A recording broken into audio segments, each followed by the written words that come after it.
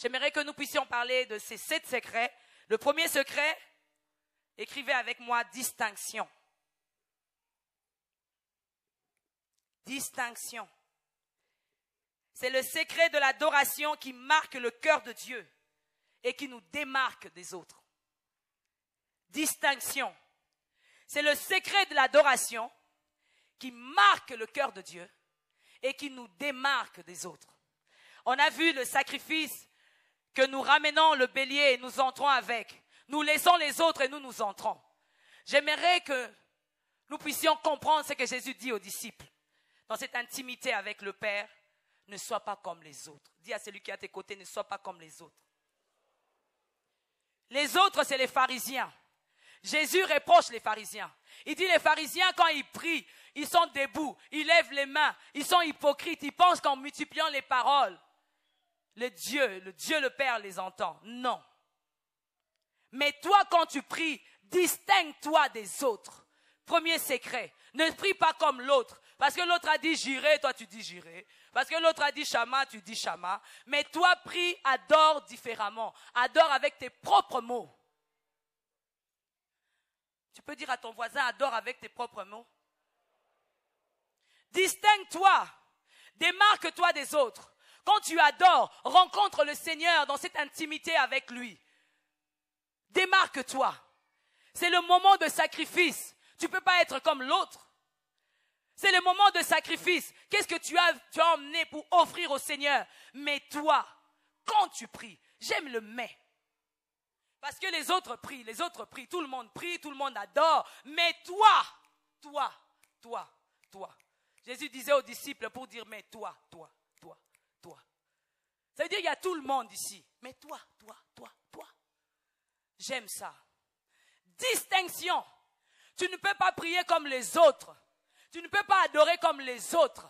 Si les autres adorent 1 minute, toi tu ne peux pas adorer comme eux. Fais mieux. Distingue-toi dans ton adoration. Si tu fais comme l'autre, je te dis, ce n'est pas l'adoration, c'est l'imitation.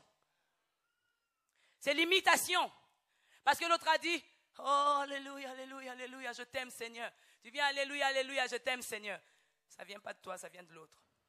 Et des fois, je dis même, Seigneur, si Moïse avait dit ça, si Abraham a dit ça, si celui-là a dit ça, moi, je vais dire mieux. J'aime une sœur, on priait avec elle. Elle dit, tu es Jésus de Jésus, de Jésus, de Jésus, de Jésus. Elle manquait le mot Jésus de Jésus.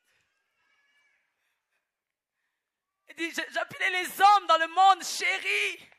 Toi, tu es les chéris des chéris. Elle s'est distinguée dans son langage, dans son expression d'adoration. Amen. Est-ce que tu peux dire à quelqu'un, distingue-toi dans ton adoration? Si hier tu avais adoré comme ça, aujourd'hui adore mieux. Distingue-toi. La vraie adoration qui te distingue ne devait pas être de lèvres, mais du cœur. Ne devrait pas être la forme, mais le fond. Il ne faudrait pas que ton adoration soit juste des lèvres. Quand tu viens ici, parce que tout le monde prie, c'est des lèvres. Mais Dieu, quand il dit distingue-toi, Jésus veut dire que ça vienne de ton cœur. Que ça ne vienne pas de tes lèvres. Parce que de tes lèvres, tu risques de dire les mots que tu avais dit hier. Si hier tu avais dit Shama, Tidkenu, Jireh, aujourd'hui tu viens, tu changes, tu dis Shalom, Elohim. Non, pas des lèvres, mais du cœur. Dis à ton voisin du cœur, du cœur. Ton adoration ne doit pas être la forme. Tu viens ici à 10h30, on prie, on finit à 13h, on s'en va. Non! Le fond, où tu vas en profondeur avec Dieu. C'est pourquoi on parle du tabernacle, de l'intimité avec Dieu. Le fond, pas la forme, pas les titres. Il y a quelqu'un qui me disait, tu sais comme tu fais l'adoration, tu as fait l'étude d'adoration. On t'appelle pasteur de worship, d'adoration. J'ai dit, tu sais, ça importe peu. Ça importe peu. C'est la forme. Mais le Seigneur attend les adorateurs dans le fond. La profondeur. Pas le superficiel. Tu viens ici, tu lèves les mains, on voit, on te filme, on acclame, tu acclames, on crie alléluia, tu cries alléluia. Mais quand tu sors ici, c'est la forme. Les autres dehors ne voient pas la lumière de Christ en toi. Christ te dit, distingue-toi. Dans ton adoration, distingue-toi partout où tu es. Que ce ne soit pas la forme. On aime voir ce frère-là, on aime voir cette sœur-là, elle a tel titre, elle est ceci à l'église, il est ceci à l'église, il a tel titre. Non. Jésus dit, distinguez-vous. Les pharisiens, quand ils adoraient, ils entraient dans le temple, c'est quand ils passent, tu sais que ça c'est l'ancien, tel, ça c'est le prophète, ça c'est l'ancien, le diacre. Les pharisiens. Jésus dit, distingue-toi des pharisiens. J'aime la différence que Jésus donne à Marthe. Quand Marthe dit, mais moi je suis en train de te servir, Seigneur. Mais dis à Marie de venir m'aider. Marie était au pied de Jésus. Marie était là au pied de Jésus. Elle s'est distinguée. On a accueilli Jésus à la maison, mais Marie était là. Elle était là au pied de Jésus. Pour Marthe, c'était, mais attends, on est dans le service. On doit servir Jésus. On doit faire l'accueil. Je dois aller vite, prendre le train, prendre la navette, faire l'accueil.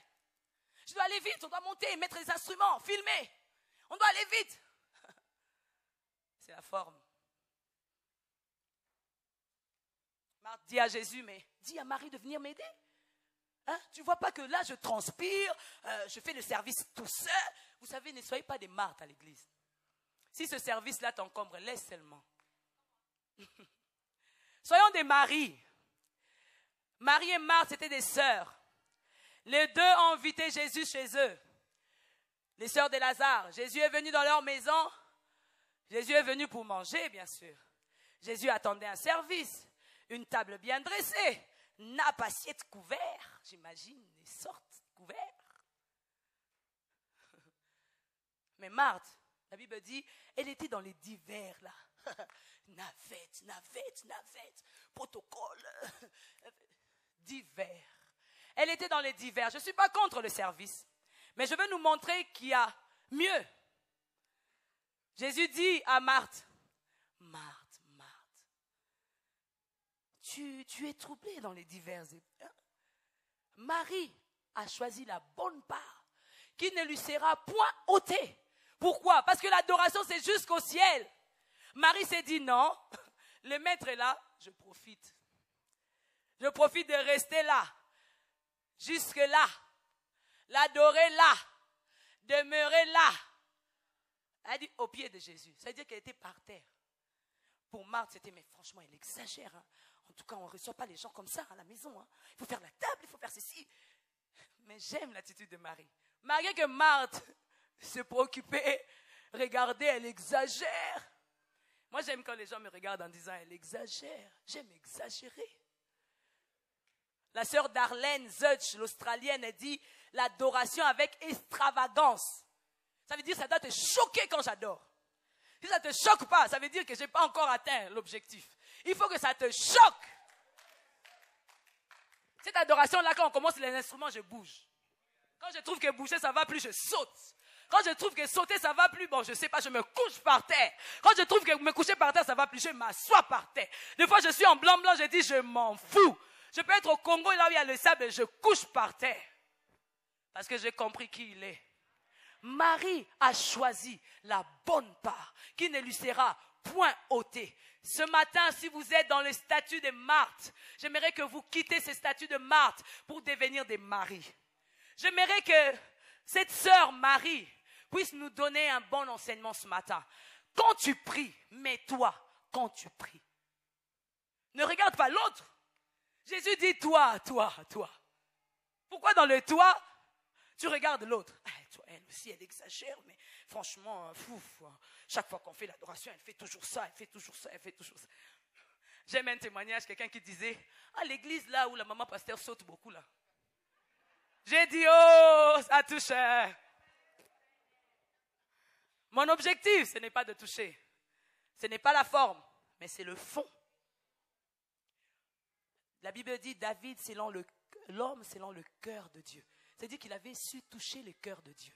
Ce matin, sois cet adorateur-là qui se distingue à toucher le cœur de Dieu. Qu'est-ce que tu vas faire comme geste, comme expression, comme manière qui va toucher le cœur de Dieu? L'adoration avec extravagance. On s'en fout de nos cheveux, si les perruques vont sauter, que ça saute. On s'en fout de nos foulards, de nos cravates, si ça va aller là. Mais qu'on adore. Le mieux pour nous, c'est d'adorer. Il y avait la pluie ici et le lieu était rempli d'eau. C'était juste la veille et le lendemain de mon message que nous puissions adorer, mieux adorer. Quand je suis entrée, j'ai dit waouh, oh là là, ça on ne pourra même pas s'agenouiller, on sera seulement debout. Ça m'a touché un tout petit peu. J'ai dit Seigneur, avant la NVA, que ça sèche. Parce que là, on va se coucher par terre. On va scandaliser les scandaleux, on va coucher par terre. On va s'agenouiller et faire l'adoration avec extravagance. Vous savez l'extravagance? Vous savez c'est quoi l'extravagance? David, quand il est entré avec l'arche de l'alliance, avec les tabernacles de l'alliance, il est entré alors qu'il était roi.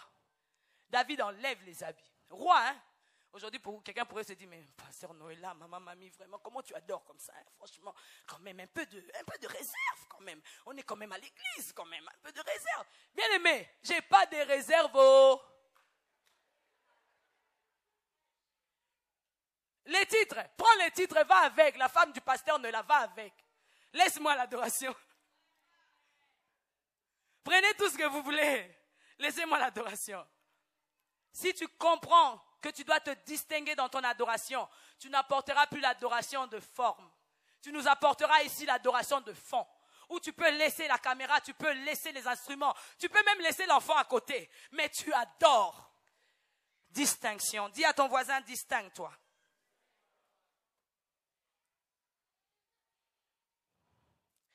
L'adoration de distinction, c'est une adoration de spiritualité.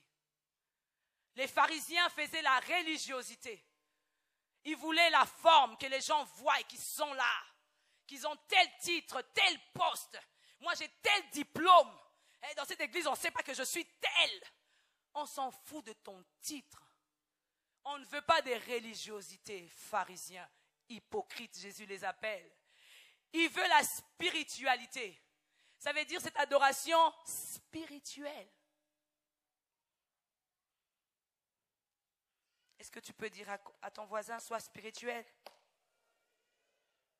Ne reste pas dans la tradition, on fait ceci, après ceci, on fait cela. Non, sois spirituel.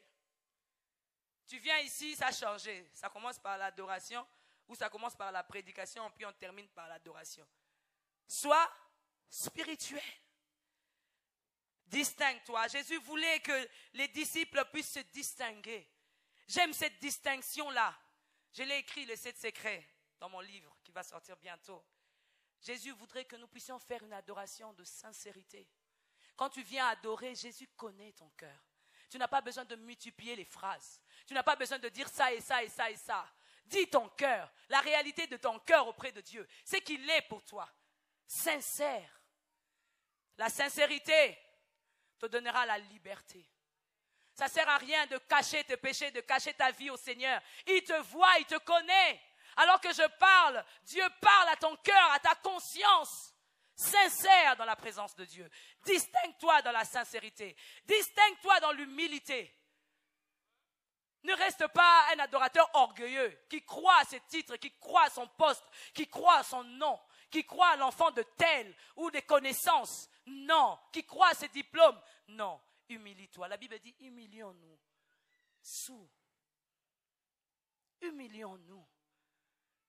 Dieu abaisse les orgueilleux. Il élève les humbles. Dans ce tabernacle d'intimité avec toi, avec Dieu, sois sincère. Sois humble. Humilité. Sois fidèle. Fidélité. Fidèle, ça veut dire, j'ai dit au Seigneur, je viendrai tous les dimanches l'adorer. Je viendrai tous les dimanches l'adorer. J'ai dit au Seigneur, je veux te servir dans tel domaine. Je veux le servir dans tel domaine. Fidèle. Tu peux dire à ton voisin humilité. Tu peux lui dire encore pour moi sincérité. Tu peux lui dire encore pour moi fidélité. Rajoute encore pour lui dire offrande. Distingue-toi dans tes offrandes. Là, quand on dit offrande, les gens ont peur de dire offrande. Ça m'étonne, hein? L'offrande, c'est l'adoration, hein? Si vous nous dites de ne plus prêcher sur l'offrande, ça veut dire qu'on ne va plus adorer. L'adoration, c'est offrir et s'offrir. C'est ça l'adoration. C'est offrir et s'offrir. Tu peux dire à quelqu'un offrir et s'offrir. Si tu t'offres, tu vas offrir. Offrande, je suis offrande pour Dieu, je m'offre corps, âme et esprit et je offre à Dieu. Moi j'aime quand on parle de l'offrande. C'est le lieu où nous nous offrons à Dieu totalement, c'est que nous sommes. C'est le lieu où la sincérité, le cœur, la fidélité de nos poches s'installent devant Dieu. Et quelqu'un me disait, mais ça c'était la loi, hein, c'était l'ancienne alliance. Il dit, je vais te parler du Nouveau Testament. Ananias et Saphira, Nouveau Testament. Ils ont amené au Seigneur ce qu'ils avaient. Au lieu de dire la vérité, sincérité, humilité, fidélité, ils arrivent. En tout cas, c'est tout ce qu'on avait. En tout cas, j'imagine là devant le pasteur Boni, c'est tout ce que j'avais. En tout cas, c'est tout ce que j'avais. En tout cas, que Dieu me bénisse parce que c'est tout ce que j'avais. Le Saint-Esprit n'aime pas ça. Pam, mort, subi. C'est fini. On n'en parle plus. Dieu n'aime pas les menteurs. Dieu n'aime pas les hypocrites. Vous savez, le même Dieu qui était dans le tabernacle de Moïse, qui était dans le tabernacle de David, le même Dieu qui s'est fait chair, Jésus, dans le tabernacle du chrétien que nous sommes, il a habité en nous. C'est le même Dieu dans le tabernacle de l'intimité. Le même. Dans sa justice, le même. Tu n'es pas fidèle, il reste le même. J'ai jamais vu Dieu devant un pécheur et dire, tu pêches, mais bon, ça fait rien, c'est pas grave. Hein? Non. Si vous confessez, il vous pardonne et il oublie. J'aime pas ces pharisiens là où nous faisons de Dieu, il me comprend. Bon, même quand je n'offre pas à Dieu, Dieu me comprend, hein, je passe par une situation difficile, hein, mais cette situation difficile, tu t'achètes des mèches, cette situation difficile, tu t'achètes des habits, cette situation difficile, tu t'achètes des maisons, cette situation difficile, tu t'achètes... Mais pourquoi tu n'achètes pas ça pour Dieu? Le même Dieu qui demandait des sacrifices, il le demande aussi dans le tabernacle de l'intimité. Tu ne peux pas dire j'aime Dieu quand tu n'offres pas. Humilité, sincérité, fidélité, offrande. Distingue-toi. Dis encore à ton voisin pour moi, distingue-toi. On va passer au deuxième point, sinon on reste longtemps. Mais j'aimerais quand même que nous puissions noter quelques points que j'ai mis dans la distinction du pharisien et de l'adorateur. Vous notez avec moi. Les pharisiens, ils étaient dans la tradition. Mais l'adorateur, c'est la passion. L'adorateur ne reste pas la tradition. L'adorateur, c'est la passion. Je n'adore pas parce que c'est la tradition ici. On adore comme ça. Moi, c'est la passion. C'est mon cœur. Je ne peux pas vivre sans adorer. Je ne peux même pas passer 2 minutes sans adorer. Vous demanderez à mon mari, à mon frère, on est dans la voiture comme ça, ils sont là, je commence à adorer. Je chante, je crie, je parle en langue. J'adore. Les enfants, je peux entrer dans leur chambre, j'adore. Je bouge comme ça, j'adore. J'aime adorer. Que ça soit la passion. Si tu as la passion du foot, tu verras un frère qui vient pas à l'église parce qu'il devait regarder le match de Chelsea et Manchester. Quelle passion. J'ai dit à mon fils qui joue au foot, ces jours-là quand il doit se réveiller pour faire le travail à la maison, maman je suis fatigué, maman je suis fatigué. Mais quand c'est le match, oulala, il n'y a pas de fatigue. Hein? Ils ont déjà prêté leur sac de foot. J'ai même pas à venir regarder s'il y a ça ou ça. J'aime bien comment il rigole. J'ai pas à vérifier est-ce qu'il y a ça ou ça, il y a des crampons, il a déjà tout apprêté. C'est la passion. Je suis athlète, c'est ma passion de courir, j'ai cours. Tu n'as même pas besoin de venir me dire, il faut te réveiller à 5 heures du matin pour courir. Quand il fait là, c'est la passion pour coudre. Elle aime bien coudre, même quand tu dis, mais c'est fini, arrête. Elle aime bien coudre, c'est sa passion. Sheka, c'est sa passion de danser. Même quand vous dites, on ne danse pas, elle danse. C'est sa passion. C'est sa passion. Tu peux demander à ton voisin, c'est quoi ta passion? Il y a d'autres qui n'ont même pas de passion. Hein?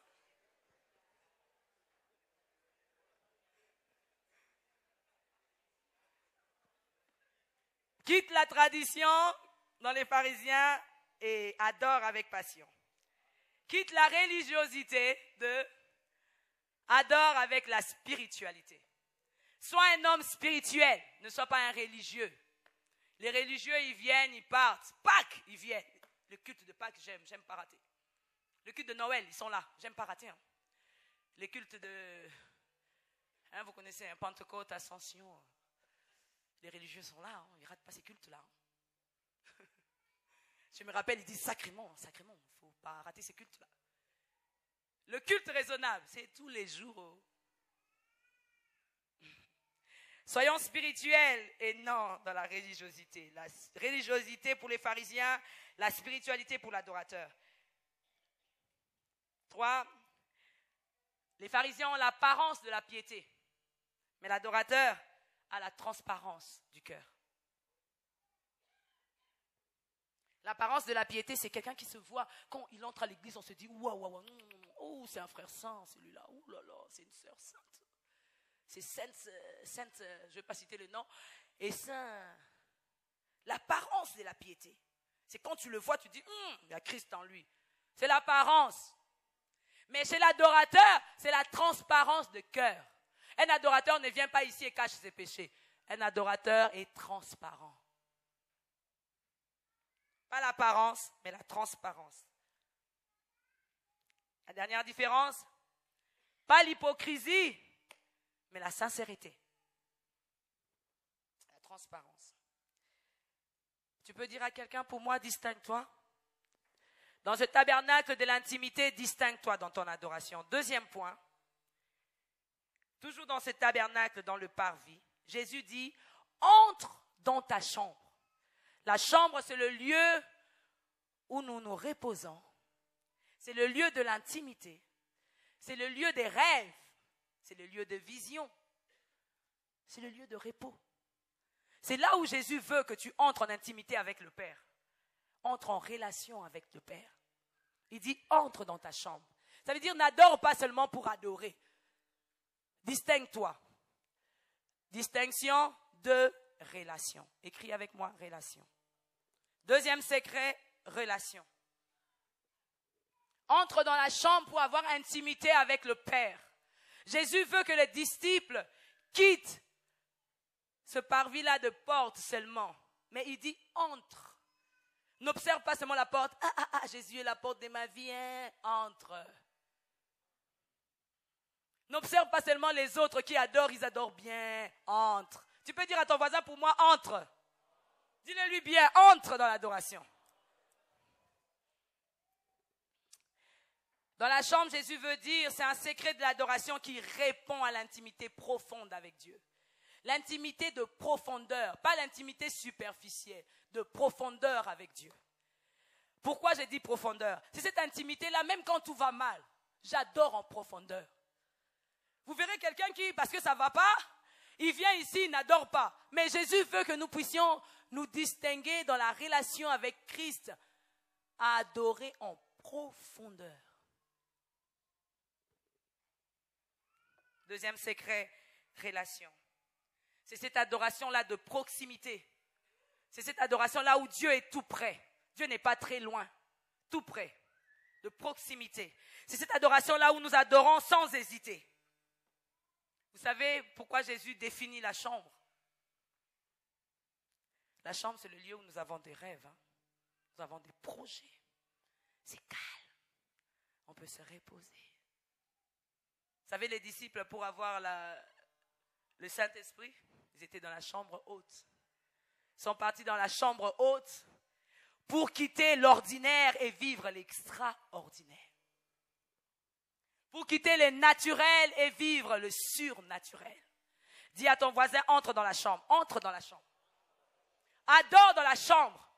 Tu vivras d'autres choses avec Dieu. Tu ne seras plus superficiel. Tu ne seras plus naturel. Tu vas adorer dans le surnaturel. Là où les mots te manquent. Ah, Jésus! Entre dans la chambre. Tu n'auras plus cette adoration-là naturelle. Tu finis, tu pars. Tu vas vivre le surnaturel. Les disciples dans la chambre haute, la Bible dit tout à coup. Parce qu'ils étaient dans la chambre. Entre dans la chambre. Entre dans l'intimité avec Dieu. Expérimente autre chose avec Dieu. Bien-aimés, ne venez pas écouter les discours persuasifs. On priait avec le pasteur, Dieu nous a parlé. Beaucoup de gens viennent ici, nous entendent parler comme si on donnait des discours. Non. Je ne suis pas venu donner des discours pour dire qu'elle a bien prêché ou pas bien prêché. Je voudrais que cette parole entre dans votre corps, dans votre âme et dans votre esprit et que cette parole-là produise des fruits. Il ne faudrait pas qu'on parle, qu'on s'époumonne, qu'on donne des thèmes et des sous-thèmes et vous restez les mêmes. Non. Dieu m'a dit quand tu parleras du tabernacle, que les peuples vivent le tabernacle. Il ne faut pas que nous partions comme Moïse. On cherche Dieu, on descend ici, on vous trouve avec les veaux d'or. Ça ne va pas être la joie. Hein? On va briser le table de la loi. Si Dieu avait prévu que la parole du salut fasse 11 jours, comme le peuple d'Israël, ils ont fait 40 ans parce qu'ils n'avaient pas compris. Si aujourd'hui ces paroles entrent par là et sortent par là, l'ennemi vole par les situations de la vie, vous ne produisez pas des fruits dignes, vous nous donnez un travail en plus et nous restons encore là. Mais nous voulons entrer dans une relation profonde avec Dieu. Pour une personne qui passe une relation profonde avec Dieu, la personne viendra ici, se distinguera dans son adoration. Dis avec moi Amen. Dis relation, relation, relation. Amen. La Bible dit, approchez-vous de Dieu, il s'approchera de vous. Entre dans la chambre, approche-toi de Dieu, il s'approchera de toi. Si tu es loin de Dieu, il restera loin de toi. Deuxième secret, relation. La Bible dit dans Hébreux 10, j'aime cette illustration de tabernacle, 19 à 22. Ainsi donc, frères, puisque nous avons au moyen du sang de Jésus une libre entrée, entre dans la chambre. Entre dans le sanctuaire pour la route nouvelle et vivante que Jésus a inaugurée pour nous au travers du voile, c'est-à-dire sa chair. Puisque nous avons un souverain sacrificateur établi sur la maison de Dieu, voyez-moi ce tabernacle, approchons-nous donc. Approchons-nous avec un cœur sincère dans la plénitude de la foi, les cœurs purifiés des mauvaises consciences. Le corps lavé d'une eau pure, le baptême. J'aimerais pas rester dessus longtemps sur le baptême. Le baptême, c'est le baptême. Corps, âme et esprit immergés dans l'eau, purifiés et vous êtes sortis une autre personne. Le tabernacle nous montre que dans la cuve de rein, c'est lavé. J'aimerais que la purification de Christ, que Dieu purifie vos cœurs. Purifiez-vous. S'il y a au milieu de nous des gens qui ne sont pas encore baptisés, faites-vous baptiser. Vous avez ouvert le cœur, la porte à Jésus, il est entré. Purifiez-vous de toute souillure de cette mauvaise vie. Soyez baptisés. Et vous aurez à vivre le surnaturel, le baptême dans le Saint-Esprit. Nous avons accès libre. Tu peux dire à ton voisin, entre, accès libre. Dis-le-lui bien, entre l'accès libre. Hein? Tu n'as pas à payer, il n'y a pas de droit d'entrée. Entre. Entre dans l'adoration, c'est l'accès libre. Tu peux adorer librement, Jésus a tout payé. Troisième point, pour ne pas rester longtemps. Ferme la porte. C'est la consécration. Le secret de la consécration. C'est ce tabernacle-là que nous avons vu tout à l'heure. C'est le secret où nous nous abandonnons totalement à Dieu. Corps, âme et esprit. J'aime pas cette hérésie-là, cette doctrine-là, où on dit, je peux tout faire. Jésus m'a déjà lavé. Oh. Ton corps ne t'appartient plus. Ton corps est le temple du Saint-Esprit. Tu ne peux pas faire n'importe quoi avec ton corps. C'est le temple du Saint-Esprit. Quand tu fumes, tu détruis ton corps, tu détruis le temple du Saint-Esprit. N'allons pas dans des discussions, quand je fais ceci, quand je fais cela.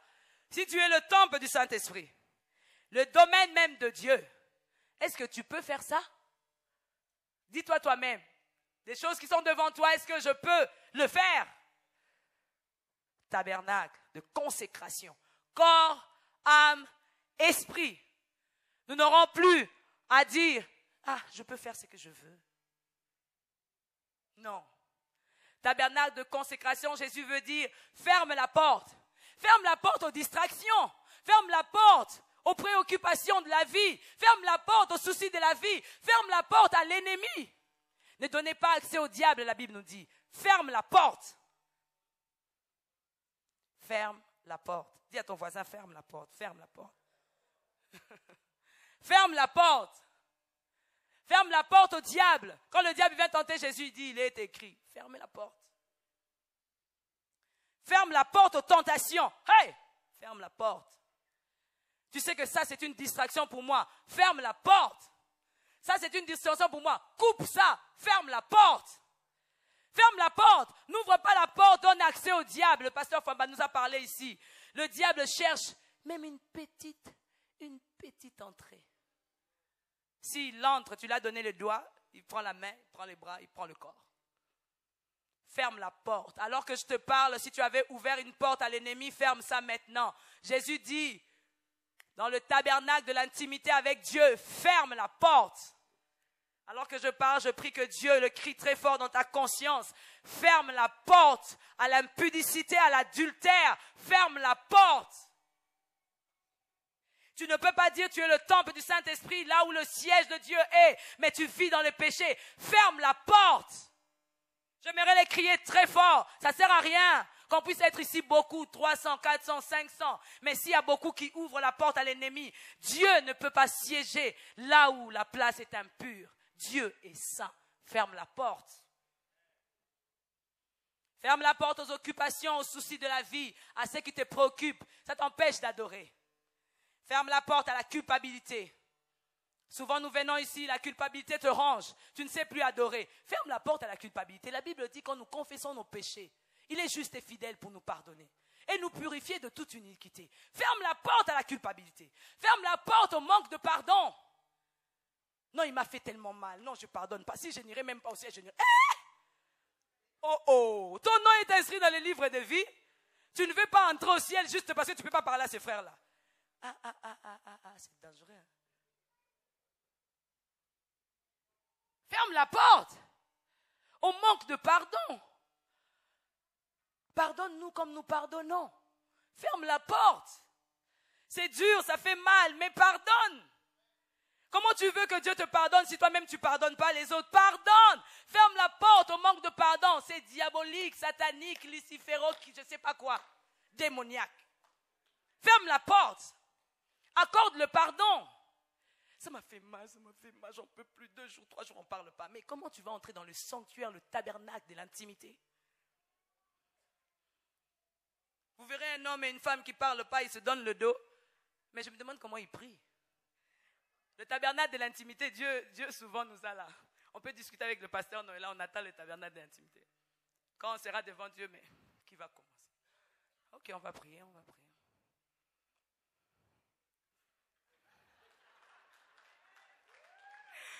On reste là 2-3 minutes.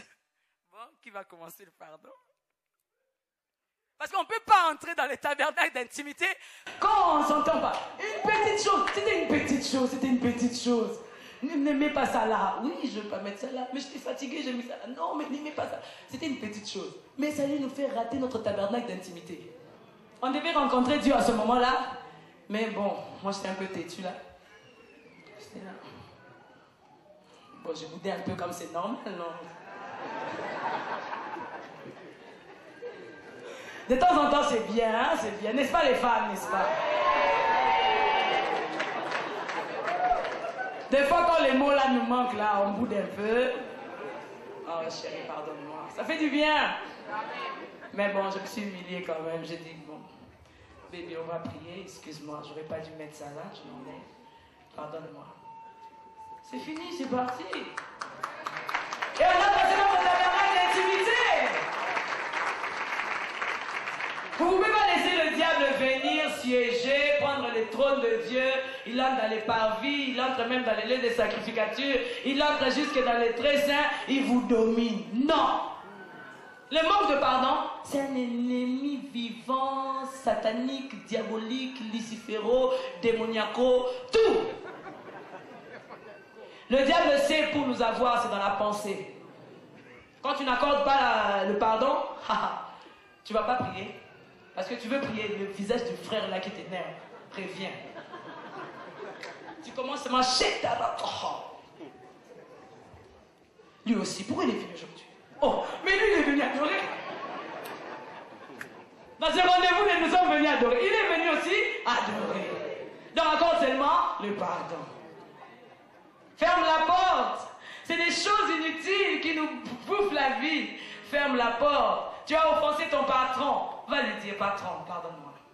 J'aurais pas dû dire ça. C'est vrai que c'était mon droit, mais pardonne-moi. Un vrai chrétien qui connaît le tabernacle de consécration vivra le tabernacle d'intimité. Il demandera pardon. Ferme la porte. Tu peux dire ça à ton voisin pour moi, ferme la porte. Ferme la porte de ton cœur. La Bible dit, garde ton cœur plus que tout. Ferme la porte de ton cœur. Ça, j'aimerais vraiment parler aux femmes. Fermez la porte de vos cœurs. Garde ton cœur. Garde ton cœur. Garde ton cœur. Ferme la porte de ton cœur.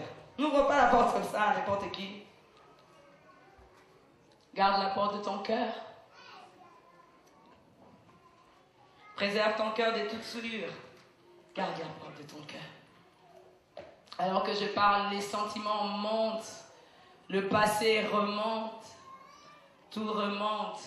Ferme la porte. J'aime une femme dans la Bible. Alors que le temps va passer. La femme d'Avas d'Albâtre. Alors qu'elle entrait dans la maison de Simon-Pierre. Elle n'avait pas droit. C'était pas son jour. On l'avait même pas invitée. Elle est entrée. Entre dans ta chambre. Elle est entrée. Chez eux, c'est pas chez elle, mais elle entre quand même. Elle adore Jésus, elle passe son moment d'adoration, elle ferme la porte. Quand les disciples étaient en train de dire, mais celle-là, on l'a critiquée. Elle avait fermé la porte. Laissez-moi vous dire un secret. Si vous passez du temps à écouter vos critiqueurs, vous ne serez pas adorateur.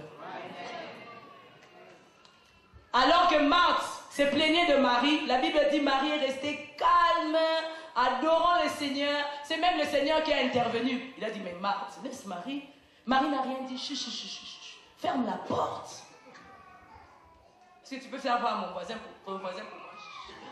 Ferme la porte. Ne parle pas. L'ennemi aime quand tu parles là pour prendre tes mots et en faire son trône. Parce que quand tu parles, tu ne fermes pas la porte. Tu risques de dire des mots qui ne sont pas, qui ne devraient pas. C'est des mots qui tuent les relations. Comme tu es en colère, là, tu as dit une phrase et la phrase est déjà partie, la phrase est restée dans le cœur. Fermons la porte. Fermons la porte.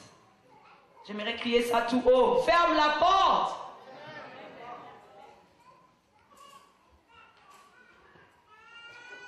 Je vais parler du quatrième point vite fait. Le lieu saint maintenant. Le secret 4, communication et prie ton Père. Communication et prie ton Père. C'est un secret de l'adoration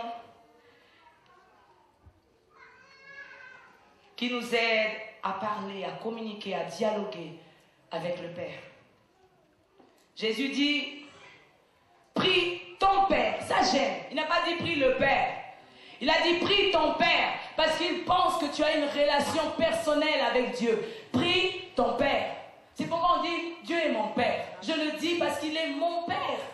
Je l'adore parce qu'il est mon Père. Prie ton Père. Et nous avons vu avec vous tout à l'heure dans le domaine de sacrificateur. Quand tu pries ton Père, tu emmènes les autres. Tu communiques avec le Père, tu emmènes les autres. Tu dis au Père, ah tu as vu telle soeur, tu as vu tel frère, tu as vu l'église parole du salut. Dans le tabernacle de l'intimité, c'est les principes de sacrificateur. Prie ton Père. Et une relation particulière avec Dieu, l'intimité avec le Père. Les enfants, quand ils sortiront de l'école, ils viendront voir papa, donne-moi, papa. Ils ne s'arrêtent pas de dire, mais il est en train de parler avec qui? Non, c'est son Père. Prie ton Père. J'aimerais que nous puissions quitter l'étape de voir seulement Dieu juge. Mais voyons Dieu le Père. C'est ce tabernacle d'intimité où Jésus veut que nous puissions développer l'intimité avec le Père. Il dit lui-même dans la parole, Dieu est le Père des orphelins, le mari de la veuve. Prie ton Père. Quand on n'a pas de Père, on s'épère. Et quand on s'épère, on n'a plus de repère. J'aime ça. Prie ton Père. Je vois le temps passer. Mais j'aimerais que nous puissions vraiment développer ce tabernacle d'intimité. Laissez-moi parler un peu plus vite. 4, j'ai dit le domaine de communication. Le secret de la communication, prie ton Père. 5, nous entrons maintenant dans le lieu très saint. Le tabernacle de l'intimité dans le lieu très saint. Il dit, mais toi quand tu pries, entre dans ta chambre et prie, ferme la porte et prie ton Père. Je ne sais pas si vous comprenez ces secrets. Hein? Vous êtes en train de comprendre? C'est un secret qui résulte de 7 secrets dans un seul verset de Matthieu 6,6. Mais quand tu pries, entre dans ta chambre, ferme la porte et prie ton Père par vie, lieu saint. Nous entrons maintenant dans le très saint, qui est là, dans le lieu secret. Le Père est présent lorsque tu l'adores. Le Père est là. Tu n'adores pas quelqu'un qui n'est pas là. Le Père n'est pas absent, il est là. Quand Anne est entrée dans le sanctuaire pour adorer, le Père était là. Quand on a jeté Daniel dans le trou du lion, le Père était là. Quand on a jeté Meshach, Shadrach, Abednego dans la fournaise, le Père était là. J'aimerais que quand tu adores, tu réalises la présence même de Dieu. Tu ne peux pas dire je fais l'intimité avec Dieu, mais tu ne réalises pas que Dieu est là. C'est pourquoi j'aime cette chanson qui dit tu es là pour me rafraîchir, tu es là. Le Père est là. La Bible dit quand 2 ou 3 sont ensemble en son nom, il est là. Dans ce tabernacle d'intimité, j'aimerais que tu réalises que le Père est là. Tu peux dire à ton voisin, le Père est là. Même quand tu as des soucis, le Père est là, dis-le lui. Dans le tabernacle de Moïse, on voyait la nuée, la présence même de Dieu. Dieu était là. Quand on voyait la fumée qui se levait, la nuée qui se levait, qui se dirigeait, le peuple d'Israël s'est levé aussi. Se disait, Dieu veut partir, Dieu est là, on suit la direction de Dieu. Un vrai adorateur qui passe l'intimité avec Dieu dans le tabernacle doit savoir que le Père est là. Tu ne pries pas un Dieu invisible, tu ne pries pas un Dieu qui est absent. Le Père est là. J'aimerais que tu réalises la présence même de Dieu lorsque tu adores le Shekinah. Et quand le Père est là, il se révèle. C'est pourquoi on chante Emmanuel. Dieu est là, Dieu parmi nous. Il se révèle parmi nous. Dieu est là. C'est pourquoi lorsqu'on adore, quand on réalise que Dieu est là, on ne peut pas adorer n'importe comment. On adore réellement avec une intimité parce qu'il est là. Quand tu sais qu'il n'y a personne, tu ne vas pas toucher. Mais quand tu sais qu'il y a quelqu'un, tu vas toucher. On avait parlé des expressions de louange, on a dit lever les mains, ça veut dire ça, s'agenouiller, ça veut dire ça. Quand on réalise la présence même de Dieu, on le fait librement, parce qu'on sait qu'il est là. C'est pourquoi même, je vais nous donner ce secret, bien-aimé. Quand les pasteurs sont en train de faire la prière finale de bénédiction, il faut s'attendre à recevoir quelque chose. Le Père est là. Souvent, je fais quand il commence à nous bénir, un pasteur qui vient de l'extérieur ou notre pasteur ou nos pasteurs, il prie la bénédiction finale. Je lève mes mains et je m'attends parce que le Père est là. Il a quelque chose pour moi. Le Père est là. Il ne faut pas réaliser qu'il est absent alors qu'on est ici. Bon, le Père est quelque part. La Bible dit qu'il est omniprésent, il est là. Il nous écoute, il nous voit. Le Père est là. Il dit, et prie ton Père. 6. Attention. Le Père qui voit dans le secret. Il fait attention à toi. Dans ce lieu très saint, il est là. Ses regards d'amour, de compassion sont sur toi. Quand les autres te regardent pour te critiquer, lui il te regarde, il te voit différemment. Tu peux dire à quelqu'un, les regards de Dieu sont sur toi. Quand les autres te jugent, Dieu te regarde avec des yeux de miséricorde. Cette femme pécheresse, Jésus le voyait avec des yeux de miséricorde. Quand tout le monde pouvait jeter la pierre sur elle, elle a péché, elle a commis l'adultère. Jésus écrivait par terre. Il regardait avec les yeux de compassion et de miséricorde. Le Père te voit différemment dans le lieu secret. Le Père te voit différemment. Quand Pénina critiquait Anne, passait le temps à critiquer, Dieu voyait Anne avec Samuel. J'ai cru que tu allais dire Amen. Lorsque tu adores, nous peut-être on te voit avec les yeux de ton passé. On te voit avec les yeux de dire, mais elle est toujours comme ça, elle a fait ça, on cite tout ce que tu as fait. Mais pour Dieu, il a les regards vers toi. Il est attentionné à ta prière, à ta supplication. Vous savez quoi? Zacharie, quand il est entré dans le sacrificature, il est parti faire comme souverain sacrificateur dans le lieu très saint. La Bible dit, c'est là que l'ange a apparu. Vous voulez la révélation? Dieu vous regarde différemment. Dieu vous regarde différemment. C'est pourquoi ne passez pas votre temps à dire qu'est-ce qu'ils ont dit de moi, qu'est-ce qu'ils ont dit de moi, qu'est-ce qu'ils disent de moi, qu'est-ce que ce frère-là a dit, je vais aller lui dire. Non, ne passez pas votre temps à chercher qui a dit quoi, qui m'a jugé, qui a dit ceci pour moi, je vais aller voir cette soeur-là pour lui dire vraiment exact. Non. C'est Dieu qui vous voit, c'est ce qui compte. Comment est-ce que Dieu te voit alors que tu entres dans le secret de Dieu? Comment est-ce que Dieu te voit? Quels sont les regards de Dieu? Les regards de Dieu sont sur moi. J'aime ce chant qui dit « Tes regards sont sur moi, Emmanuel. » Ces regards sont sur moi. Les regards des hommes m'importent peu. C'est le regard de Dieu. La Bible dit dans le lieu secret, il est là. Et dans le lieu secret, il te voit. Alors que Gédéon se voyait, petite ville, petite famille, pauvre, Dieu disait, vaillant héros. Dieu le voyait en vaillant héros. J'aimerais réveiller quelqu'un ce matin en disant, Dieu te voit différemment. Quand les autres te jugent et te voient avec les regards des hommes, Dieu te voit avec les regards divins. Dieu te voit différemment. Dieu voit en toi un vaillant héros. Dieu te voit différemment. C'est pourquoi entre dans le secret de l'intimité avec Dieu. Entre dans le domaine de Dieu. Dieu te voit différemment. Les regards de Dieu sont sur toi. Dieu voit ta situation. Dieu voit comment tu pleures. Dieu avait vu les larmes de Anne. Il a vu les larmes d'Ézéchias. Quand on a dit à Ézéchias qu'il allait mourir, Dieu a vu les larmes d'Ézéchias qu'il est allé dans le lieu secret. Dans le lieu secret, Ézéchias a dit non, je ne peux pas mourir maintenant. Dieu l'a vu différemment. Dieu a accordé 15 ans.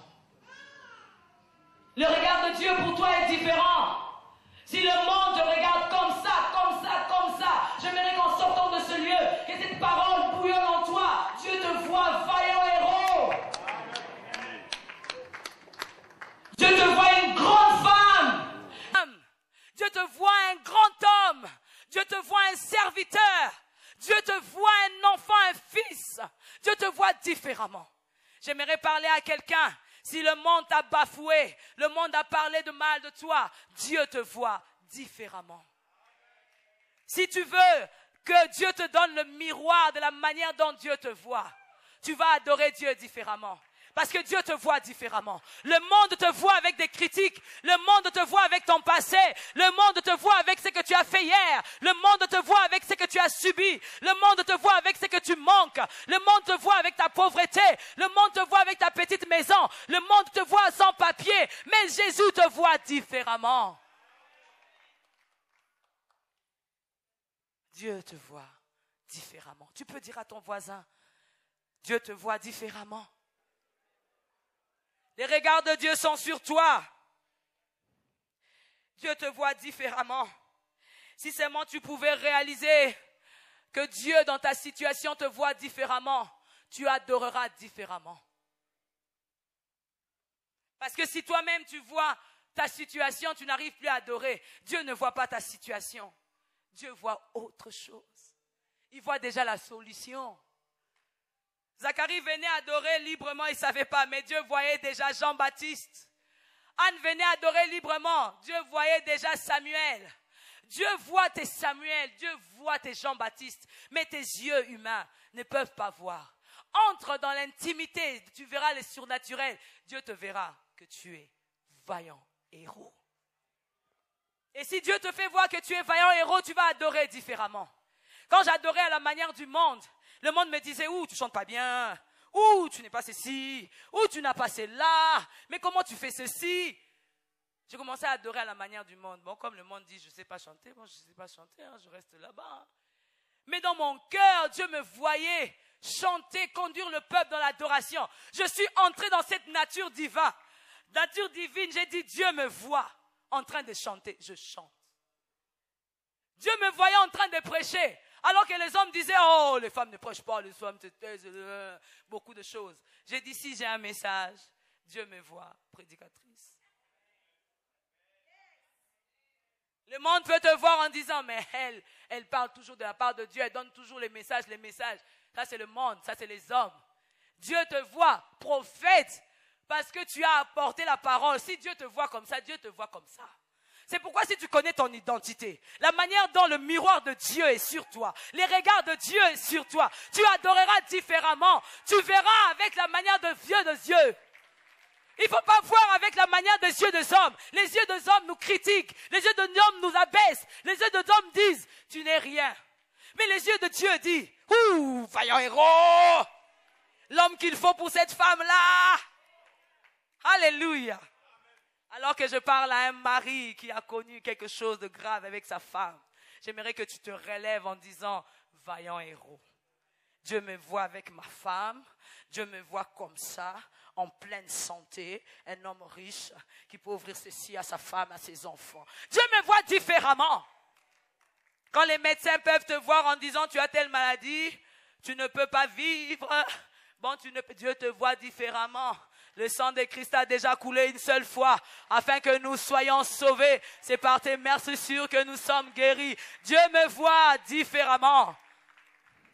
Dieu voit un couple différemment, alors que vous avez dit, pour le meilleur et pour le pire, Dieu vous voit différemment. Dieu vous voit établi, changé différemment. Dieu vous voit différemment. Alors que ton compte en banque dit, moins, découvert. Dieu voit, ouh, l'or et l'argent m'appartiennent. Je suis l'Éternel Dieu qui pourvoit. Je te donne la providence. Dieu te voit différemment. Tu peux dire à ton voisin, Dieu te voit différemment. Dieu te voit différemment. Les regards de Dieu sont sur toi. Tu feras une adoration avec passion. Et là, Dieu aura compassion de toi. Tu veux la compassion de Dieu? Adore avec passion. Dieu aura compassion. 7e point, je parlerai du secret de la restauration.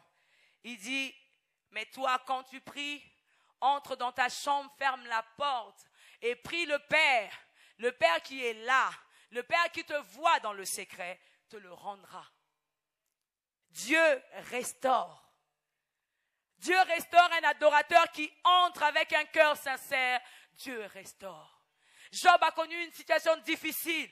Il pleurait dans la présence de Dieu. Dieu l'a restauré. Il a redonné les années qu'ont dévoré les géquelles, les sauterelles. Dieu restaure.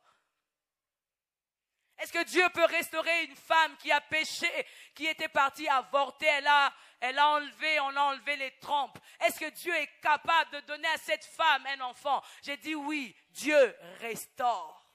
Sans les trompes, il peut te donner un enfant. Ce qui dépasse l'entendement humain. Dieu fait au-delà de nos attentes. Dieu restaure.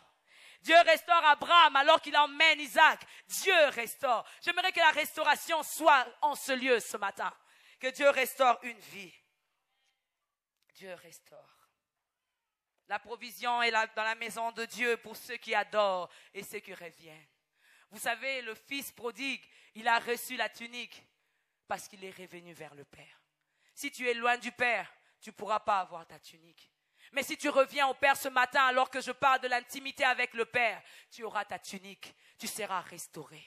Tu seras restauré dans ton corps, dans ton âme et dans ton esprit. Bien-aimé, si l'adoration est une priorité pour toi, Dieu t'accordera le bénéfice de la prospérité. Si l'adoration est une priorité pour toi, Dieu t'accordera le bénéfice de la prospérité.